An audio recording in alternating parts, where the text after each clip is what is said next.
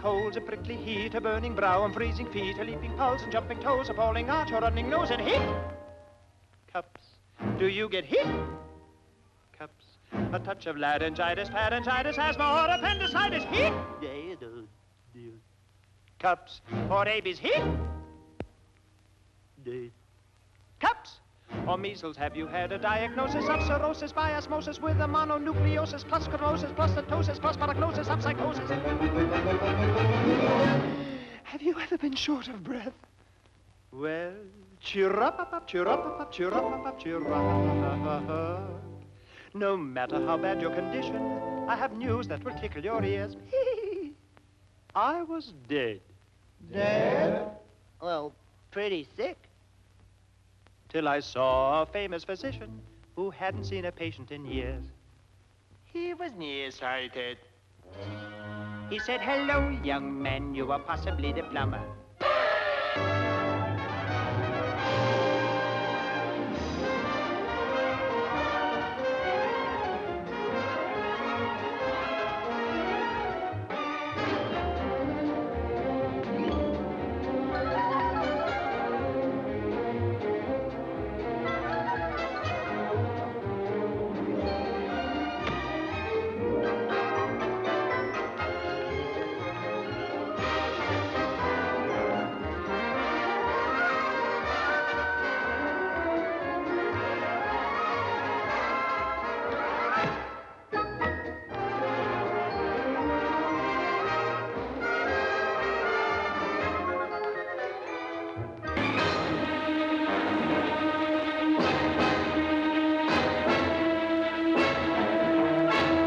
This obscenity must be destroyed.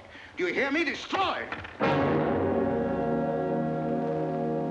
We chose to ignore Ethiopia and Spain, but we learned from our casualty list the price of looking the other way. Men of truth everywhere have come to know for whom the bell tolled, but not the German.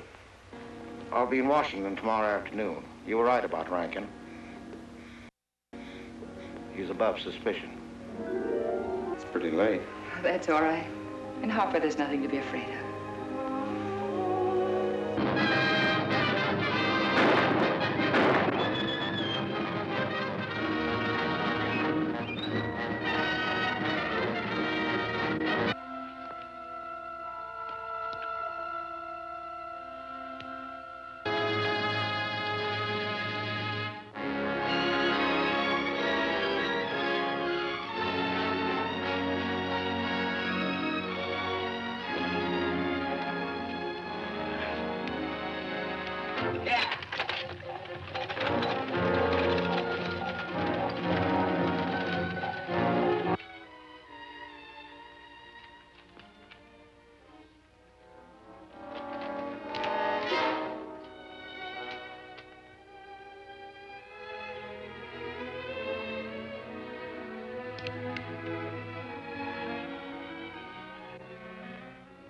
Hello. You're awake. Sure. I'm awake. What is all this? What? Where am I? Oh, don't you remember? Father and I drove you into town.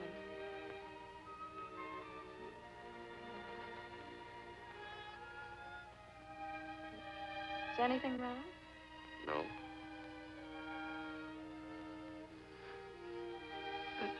The doctor says you'll be all right in a week or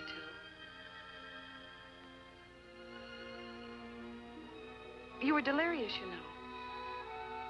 2 days and 2 nights. Well, maybe that's why I'm so hungry.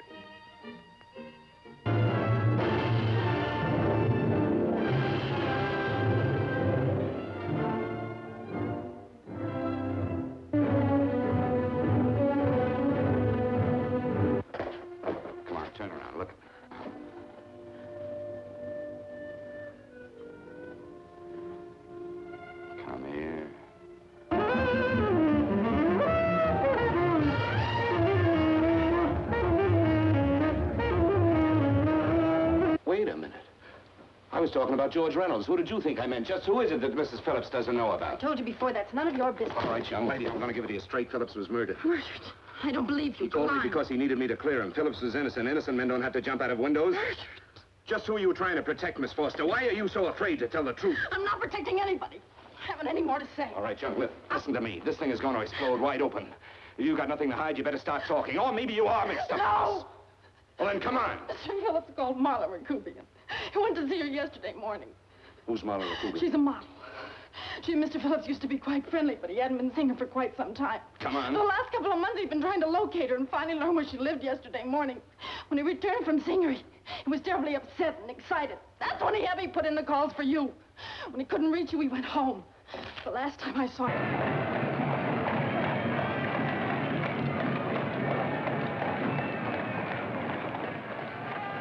I'm gonna miss you so.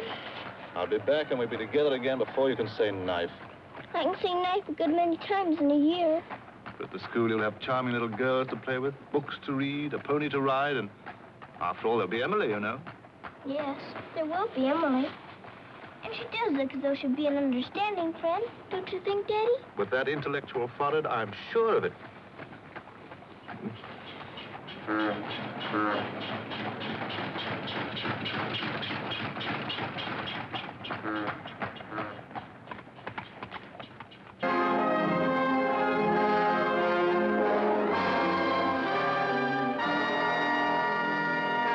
Carson, get out of here. Herb, I figure you butchered that beef and buried the hides, but I can't prove it. So I'm going to do the next best thing. I'm going to show you what you buy into every time I track our cattle here.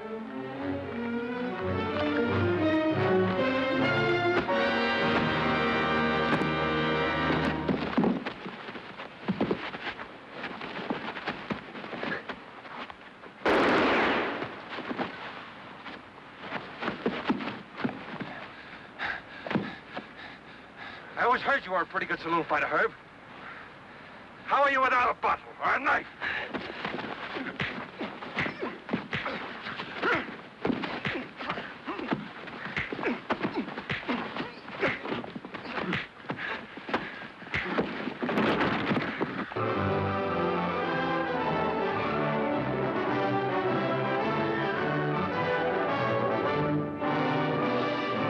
We'll leave next month. Not we, not me, you. Honey, you're part of my luck. Oh, say that, Bolani, for when you head into those wild westerners. You won't be pushing around a bunch of these tame Wisconsin stump jumpers. Don't think those Californians are going to sit around in their rocking chairs and watch you grab off their land. I'll handle that problem when I come to it. Without me. You'll be right there looking out for me, same as always. Always is over, Jim. I'm tired of chasing those smoke rings of yours. I'm staying here, and I'm looking out for me. You're right, Daisy. You do a lot better without me. You said it. I'm no good for you. You're doing a smart thing giving me up. I'm just bad for you. Believe me, Daisy. You should have a life of your own. Thanks. Thanks for everything.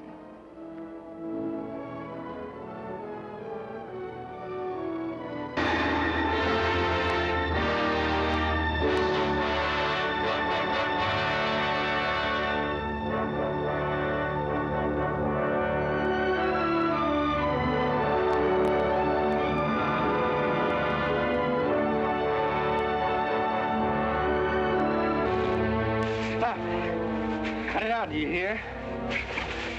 Can you understand English? Can you? Yes. What's your name? Rio. What's the rest of it? McDonald.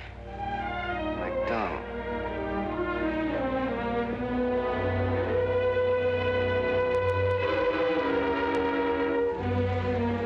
Where'd you come from? What do you care? Where'd you live before you came here? Socorro. McDonald.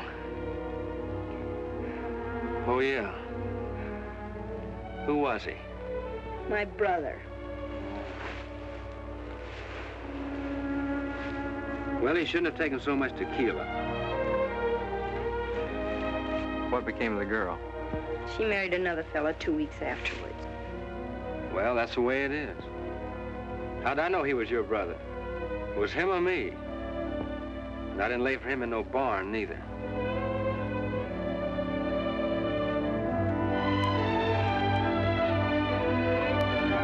Sorry I was so rough with you. You didn't hurt me. Sure.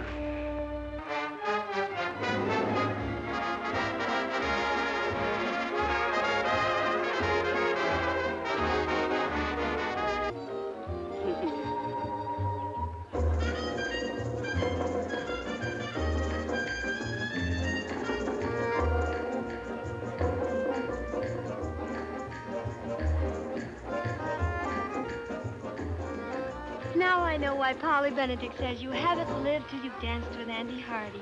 Miss Benedict is very kind.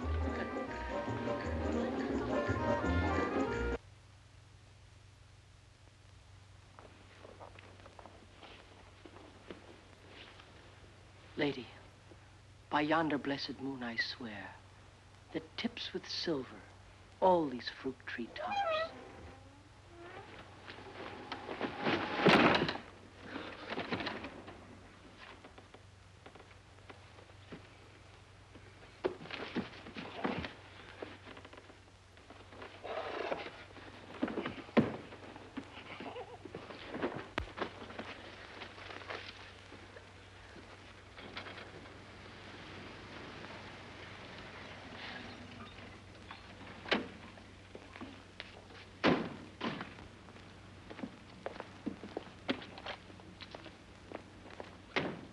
Well, there's the car. He must be around somewhere. There's a light in the house. Well, he was dancing with me when all of a sudden he disappeared. He told me it was an emergency. He seemed very excited.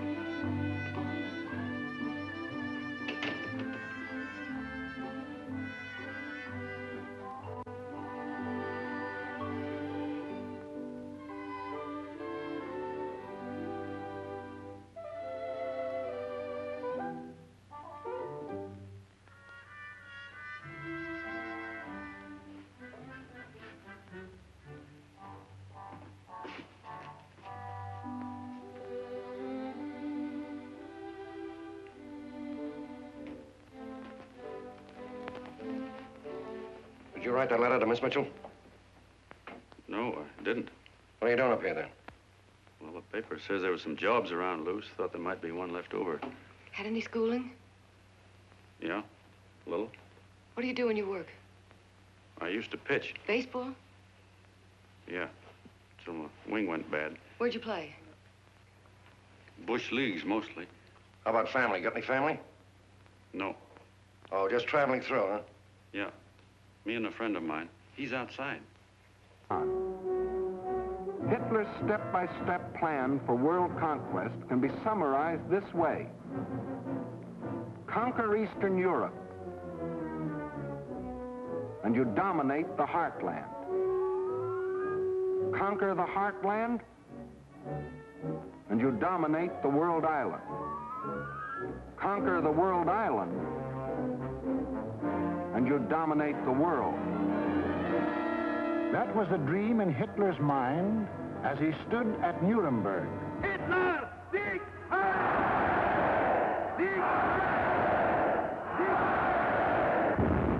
With pagan pageantry, the district leaders from all over Germany swore personal allegiance to him, hypnotized with the belief that they were members of a master race.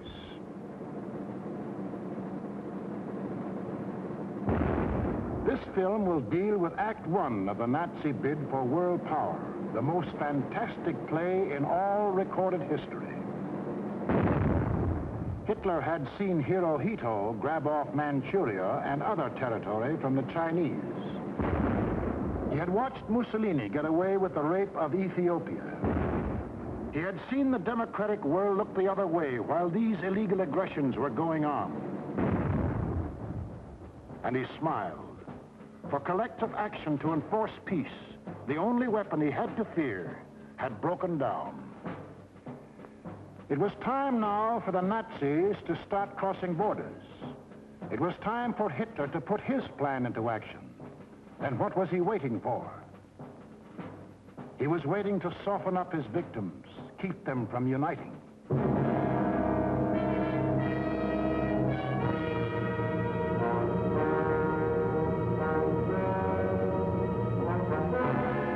For the softening up process, he sent his agents all over the world disguised as tourists, students, and commercial travelers.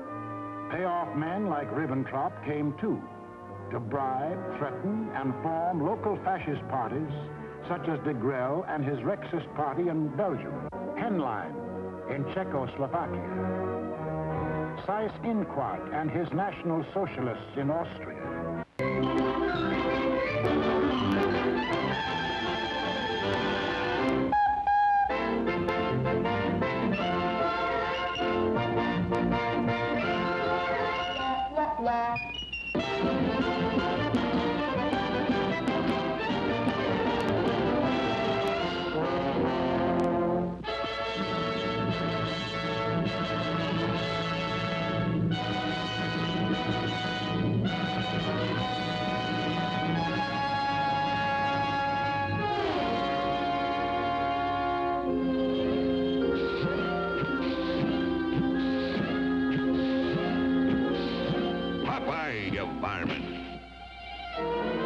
Fetches me my hat and cloak. Here it you are, Mosk. Backeth to work, you riffraff, while I goeth off to wed ye princess. Gee, I wished I was going to the ball.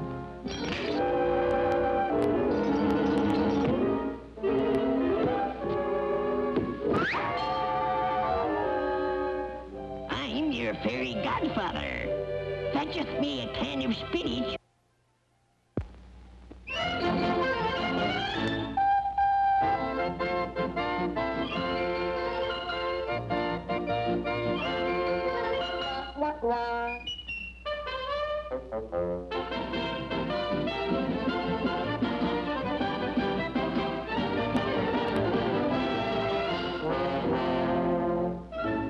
And don't forget, folks, when you goes to the polls today, a vote for Popeye means free ice cream for all the kiddies. I'm bad to sailor so hardy and hale. I live on an island on the back of a whale. It's a whale of an island. That's not a bad joke. Its lord and its master is this handsome bloke. Oh, the most remarkable, extraordinary fellow. In Pearl the sailor. I scare all creation on land or on sea. But talk about women, they all fall for me. I take my adventures wherever they're found. I don't want to brag, folks, but I've been around. Oh, the most phenomenal, extra special kind of fellow.